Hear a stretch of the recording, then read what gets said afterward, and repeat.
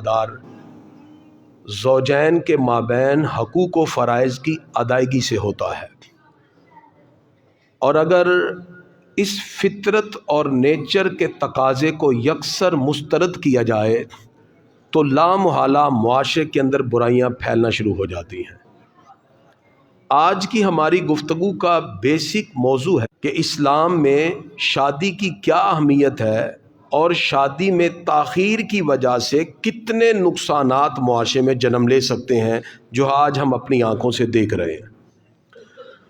اللہ تعالیٰ نے قرآن مجید فرقان حمید میں ارشاد فرمایا، فَانكِحُوا مَا طَابَ لَكُم مِّنَ النِّسَاءِ مَثْنَىٰ وَثُلَاثَ وَرُبَاعَ، نکاح کرو جو تمہیں دل پسند ہو، دو دو، تین تین اور چار تک، اور اگر عدل قائم نہ کر سکو تو ایک ہی نکاح۔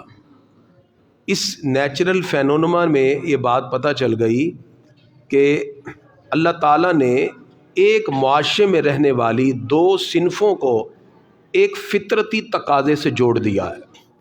یہ انسان کی نیچر بھی ہے اور فطرت بھی ہے۔ جب اس فطرتی تقاضے سے ہٹ کر ہم ایک اپنی لائف اور اپنی زندگی بنائیں گے تو پھر لازمی طور پر شریعت سے روگردانی کی وجہ سے اس کے نقصانات معاشرے پہ لازمی پڑتے ہیں۔ حضور صلی اللہ علیہ وسلم فرماتے ہیں، النکاح من سنتی، نکاح میری سنت ہے، فمن راغب عن سنتی فلیس منی، جس نے میری سنت سے منہ موڑا وہ ہم میں سے ہے ہی نہیں۔ دین اسلام دونوں طرف سے حقوق اور فرائض کی تکمیل کا حکم دیتا ہے۔ ہماری بیٹیاں بیٹے جب اپنے بلوغت کی دہلیز میں قدم رکھیں تو بیٹوں کی تربیت بھی اسی انداز میں ہونی چاہیے اور بیٹیوں کی تربیت بھی اسی انداز میں ہونی چاہیے۔ اسلام ہمیں رائٹس اینڈ رسپانسبلٹیز بتاتا ہے، حقوق اور فرائض۔ ہماری ایک پرابلم ہے، ہم میں سے ہر بندہ اپنے حقوق کا مطالبہ کرتا ہے، فرائض کی تکمیل کا سوچتے بھی نہیں ہے۔ ہم کہتے ہیں جی حقوق، ہمارے گورنمنٹ حقوق پورے نہیں کر رہی ہے، وہ کہتے ہیں آپ اپنے فرائض پورے کریں۔ گھروں میں بھی ایسے ہی ہے، شوہر کہتے ہیں جی آپ میرے حقوق پورے نہیں کر رہے، بیوی کہتی ہے آپ اپنے فرائض پورے نہیں کر رہے۔ تو دونوں طرف سے یہ انتہایں ہیں، اس کی وجہ عدم تربیت ہے، نظام خود بخود خراب ہو جاتا ہے۔ تو ان حقوق و فرائض کو جس وقت سمجھایا جاتا ہے اور انسان کے فطرتی تقاضوں کی تربیت کی جاتی ہے تو ایک خوشگوار معاشرہ جنم لیتا ہے۔ خوشحال اور خوشگوار معاشرہ اس وقت جنم لے گا جب بیٹوں کی بھی تربیت ہوگی اور بیٹیوں کی بھی تربیت ہوگی۔ ایک وہ معاملہ ہے جو حقیقت سے ہٹ کر ہے، انسان اپنے طور پر اپنی برادری، خاندان، فیملی، ماحول کی بنیاد پر کسی حوالے سے تربیت کرتا ہے۔ ایک وہ تربیت ہے جو اللہ اس کے رسول نے کی، اور اس میں سب سے زیادہ اگر تربیت کو دیکھنا ہو تو حضور اکرم صلی اللہ علیہ وسلم نے اپنی پیاری بیٹی سیدہ فاطمۃ الزہرا رضی اللہ تعالیٰ عنہ کی جو تربیت کی وہ دیکھنے والی ہے۔ ایسی تربیت کی کہ شیب ابی طالب میں ہے تو صبر کا درس چل رہا ہے۔ جب کفار آپ صلی اللہ علیہ وسلم پر مصیبتوں اور تکلیفوں کے پہاڑ ڈھا دیتے ہیں تو سیدہ پاک ان کے لیے دعائے جلال کرنے لگیں تو سرکار روک کے ان کو صبر کی تلقین فرماتے ہیں۔ جب گھر سے یہ تربیت ملے تو اس کا اثر لازمی پریکٹیکل لائف کے اندر ہوگا، عملی طور پر ضرور ہوگا۔ اب جو شادیوں میں تاخیر کی وجہ ہے اس میں بچیوں کو یا بچوں کو تعلیم کے بوجھ تلے دبا کر شادی جیسے اہم فریضے میں تاخیر کر دی جاتی ہے۔ ہمارے معاشرے میں عموماً دیکھا جاتا ہے بیٹیوں کا رشتہ، اچھا رشتہ بھی آیا ہے، کہتے نہیں جی نہیں یہ ساڑی کڑی پڑھن دی ہے جی۔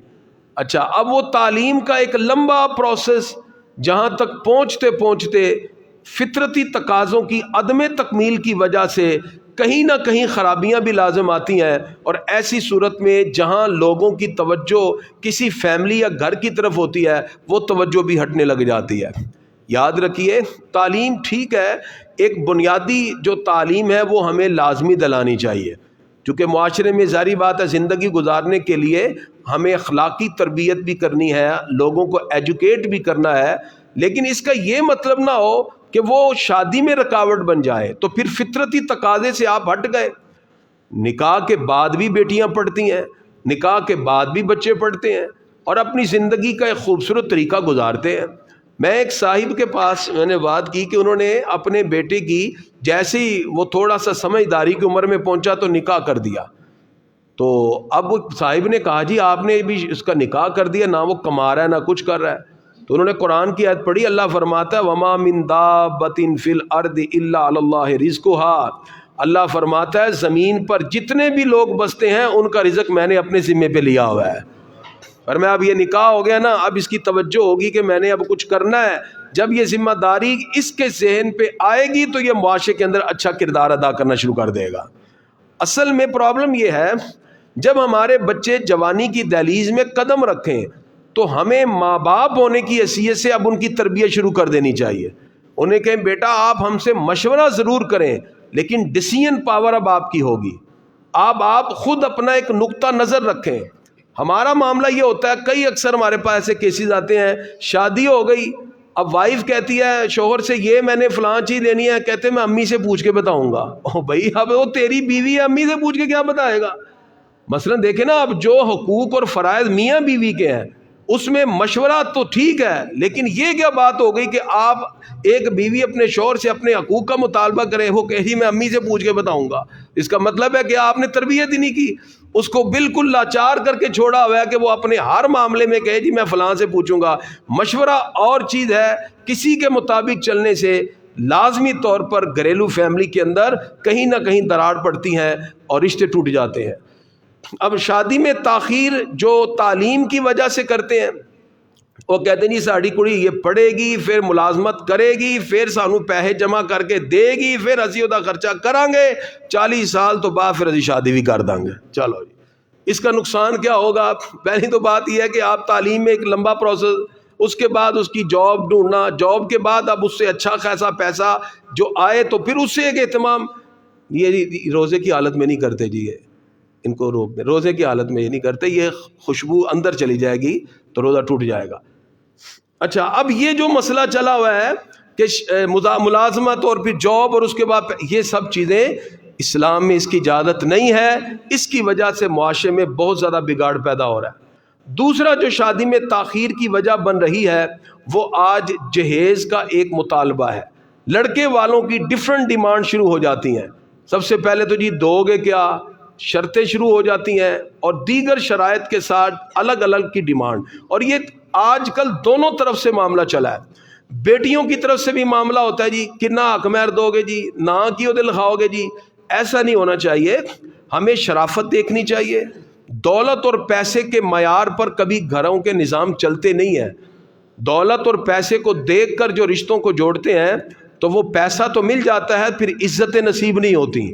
باقی نصیب آپ ماں باپ ہیں, بیٹیوں کو سب کچھ دے سکتے ہیں, نصیب اللہ نے بنائے ہوئے. کچھ اللہ پر بھی تو چھوڑیں, اس کی بارگاہ میں بھی عرض کریں. تو اس لیے دونوں طرف سے یہ انتہایں ہیں. یہ پنجاب یونیورسٹی کی ایک اسٹوڈنٹ بہت اچھی پڑھنے والی, اس کا میں سچا واقعہ آپ کو بتاؤں کہ وہ نکاح, وہ غریب فیملی کے تھے, باپ تھا وہ بیچارہ چوکیدار وغیرہ, اس نے اپنی بیٹی کو پڑھایا یونیورسٹی میں, چونکہ وہ لگا ہوا تھا گارڈ شارڈ.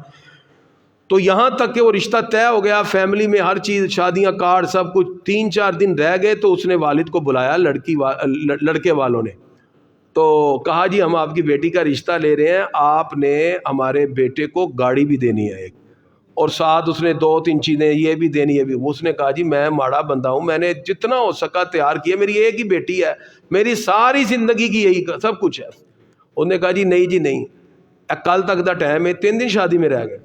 وہ گھر آیا بیچارہ باپ, اس کی بیٹی اب سہیلیوں میں بیٹھ کے خوشیاں منا رہی, جی شادی ہے 2-3 دن بعد.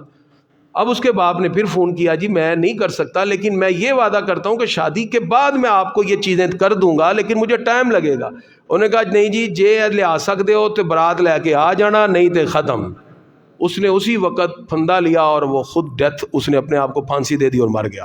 انہوں نے کہا میں اپنی بیٹی کی اس طرح لٹتے ہوئے کیسے عزت دیکھوں. اب اندازہ لگائیے, خاندان پورا تیار بیٹھا ہے, 2 دن شادی میں رہ گئے ہیں اور جی آخرکار مطالبہ کر رہی. یہ سچا واقعہ.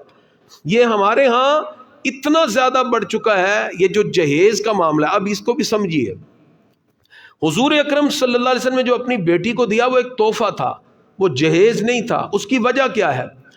حضور صلی اللہ علیہ وسلم نے جس وقت دیکھا کہ جناب ابو طالب کے بیٹے زیادہ ہیں, آپ نے اپنے چچا سے مشورہ کیا حضرت عباس سے کہ ان کے بیٹے زیادہ ہیں, تو کیوں نہ ہو ان کی اولاد کی کفالت ہم اپنے ذمہ لے لیتے ہیں. انہوں نے کہا ٹھیک ہے. حضرت عباس نے جناب جعفر بن ابی طالب کی ذمہ داری لے لی, ہمارے آقا نے حضرت علی مرتضیٰ شیر خدا کی ذمہ داری لے لی. وہ تو سرکار کی کفالت میں تھے. اب چونکہ سرکار کی کفالت میں تھے, انہوں نے ان کو پالا پوسا بڑا کیا اور ان کی تربیت کی, تو آپ صلی اللہ علیہ وسلم نے چاہا جب میری بیٹی ان کے گھر جائے تو جو زندگی کا ضروری سامان تھا, یعنی بستر ہے, اس میں مشغیزہ ہے, اس طرح کی چند چیزیں وہ حضور صلی اللہ علیہ وسلم نے عطا فرما دیں, وگرنہ اسلام میں جہیز کا کوئی تصور ہے ہی نہیں ہے. اب اس وجہ سے بھی پرابلم بنی ہوئی ہے, بیٹیاں بوڑھی ہو گئی ہیں, ماں باپ جہیز اکٹھا کرتے کرتے, اور جب جہیز ہو بھی جاتا ہے پتہ چلتا ہے جی 400 بندے کی بارات بھی آ رہی ہے. اللہ, یہ ایک نیا ہمارے یہاں مسئلہ بنا ہوا ہے.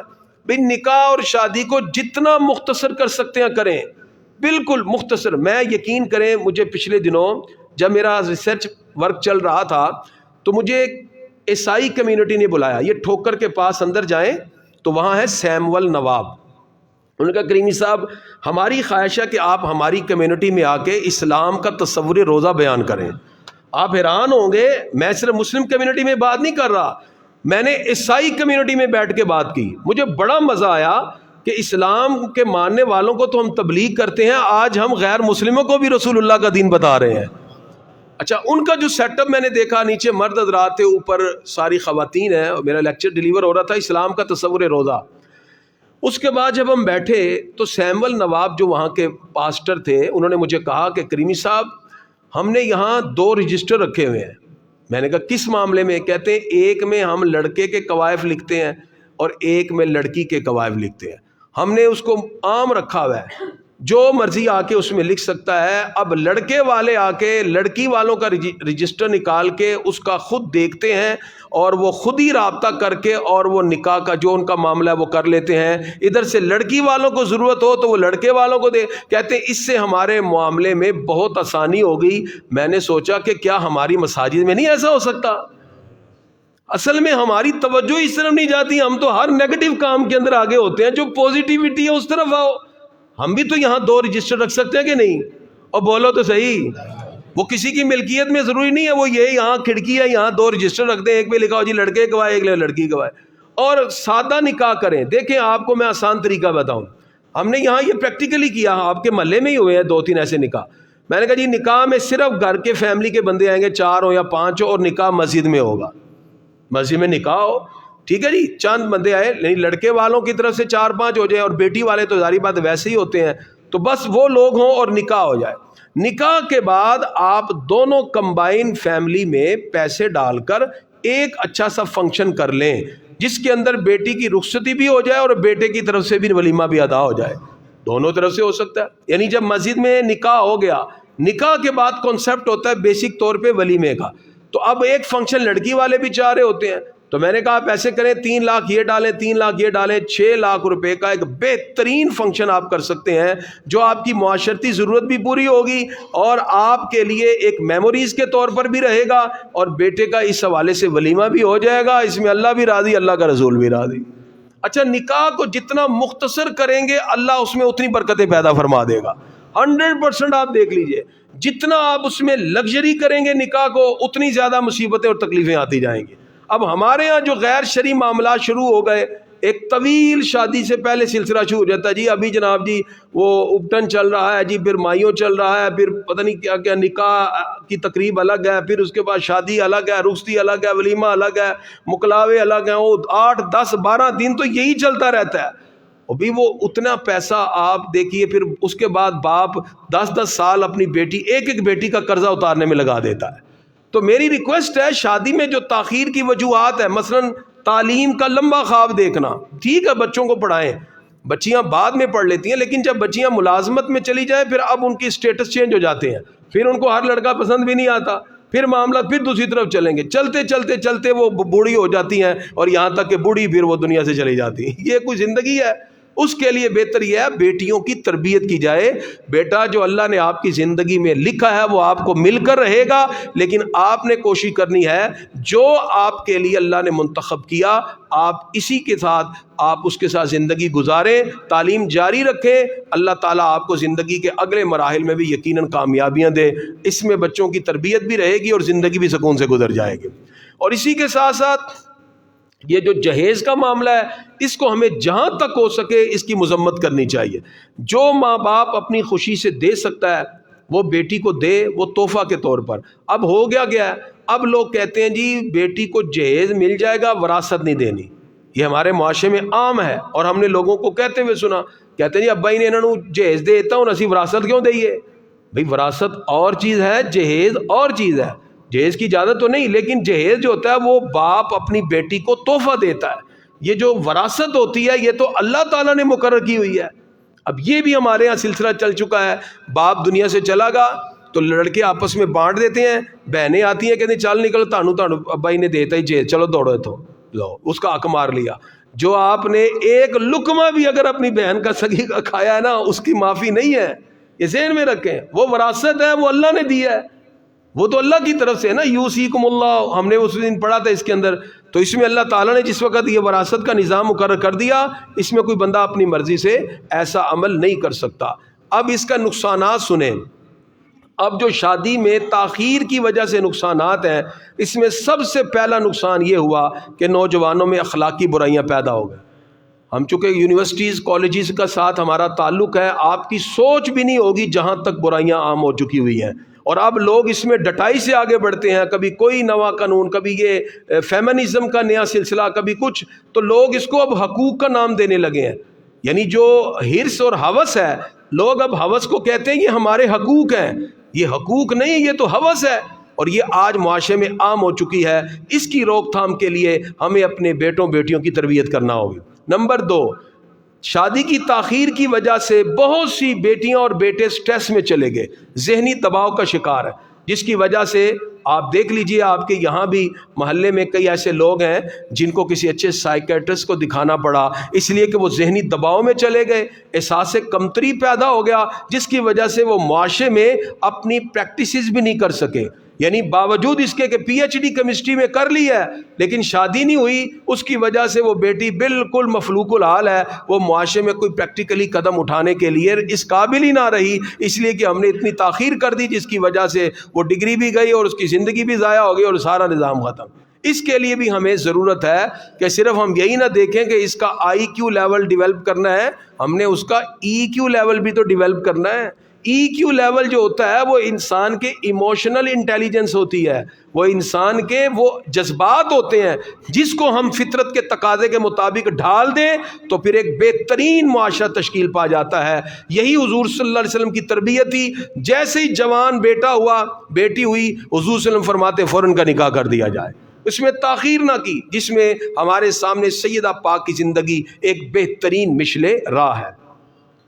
اور یہ جو تیسرا نقصان ہوا وہ یہ ہے کہ جب شادیوں میں بے جا رسومات اور اخراجات کا معاملہ شروع ہو گیا اس کی وجہ سے ایک معاشی بوجھ آ گیا والدین پر. پھر لوگ حلال حرام کی تمیز بھی بھول بیٹھے، کہتے جی پیسہ چاہیے. ہم نے کہا جی یہ تو سود ہے، کہتے کیا کریں سود ہے، ہم نے بیٹی کو بھی تو بیان ہے. نقصان کیا ہوا؟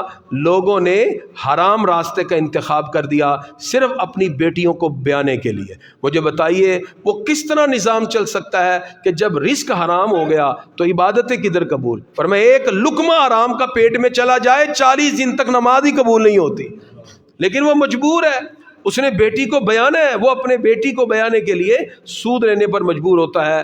اللہ اس کے رسول کی مخالفت، بلکہ اللہ تعالیٰ نے تو فرمایا یہ اللہ اس کے رسول سے سری جنگ ہے.